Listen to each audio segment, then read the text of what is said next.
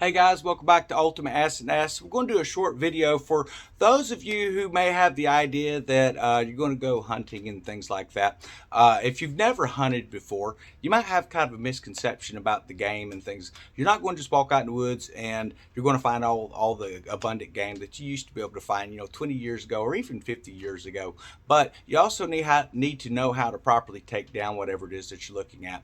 So one of the, I guess you could say, the most popular game to go hunting for would be deer, and that kind of encompasses a lot of different style of animals that you're going to see out in nature, which should not just white-tailed deer, black-tailed deer, even your antelope variety and things like that.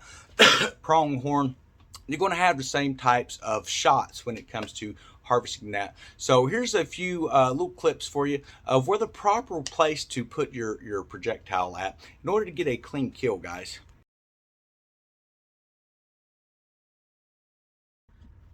Now, maybe you're more interested in smaller game. When it comes to a squirrel, typically you want to go for a headshot on that type of thing. Most people will use a 12 gauge with game loads, small game loads, and that makes things a lot easier when you're dealing with squirrel, but also rabbit as well. So if you're using a 22, which is a popular caliber for rabbit hunting, this is how you want to place your shot placement, guys, because you do not want to be chasing a rabbit that you've got shot or wounded or something like that, because you're not going to find him. You're just going to wound an animal and it's unfortunately going to die out in the woods. So I actually recommend that you use a 12 gauge or a 410 or something like that with a game load. But here's your proper projectile placement.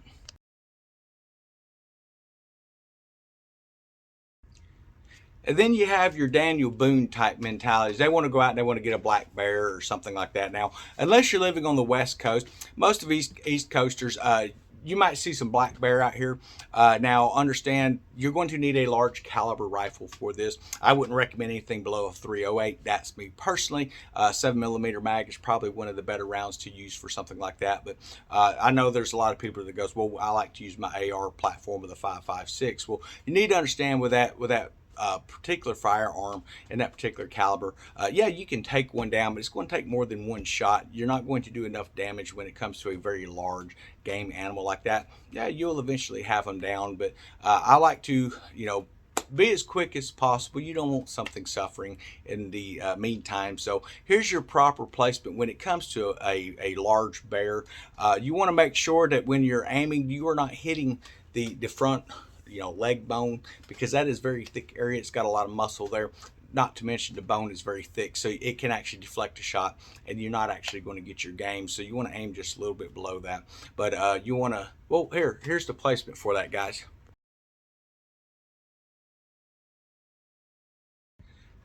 Now, when it comes to hunting, the proper hunting techniques, you have these people that run out and they poach. They use flashlights, or they're riding down the road and they're jumping out of their cars. All that is illegal, folks. To properly hunt, you should understand hunting requires you to go out into the woods. You are not hunting a baited pile. You are hunting an area where these animals frequent. They're out feeding or whatever, but you're not baiting them in, because that's very unsportsmanlike. Now, I know in a survival situation, you're going to do what you have to do, but everyone goes with this camouflage. They have to go out and they have to go get this, and they run out and they go buy $200-300 worth of camo, and then they throw an orange vest on top of it.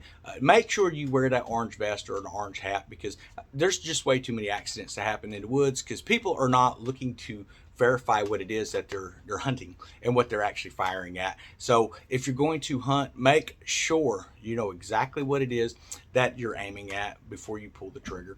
And not only that, be checking the backdrop, because you don't want to have a round pass through an animal and then it inadvertently hit somebody, or to go flying down into an area where there's housing or something like that, or an area where people are camping or something. So you need to be very mindful of what it is that you're doing, guys. Just a few little tips for you, but I hope everyone's having a great day. We're going to get off here.